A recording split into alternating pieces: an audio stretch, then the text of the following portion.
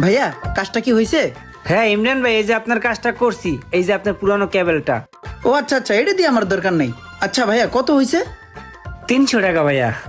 হ 300 টাকা। আচ্ছা ধরেন 20টা টাকা দেন। 300 টাকা ভাইয়া? আরে হ্যাঁ হ্যাঁ, দেলোয়ার ভাই আছে না, পরিচয় করে দিল, আমার সাথেই পরিচয় করে দিছিল, আমি ইমরান। আচ্ছা ওই 20টা টাকা দেন ভাই। ভাইয়া আপনি মনে হয় শুনতে পান নাই, 300 টাকা ভাইয়া।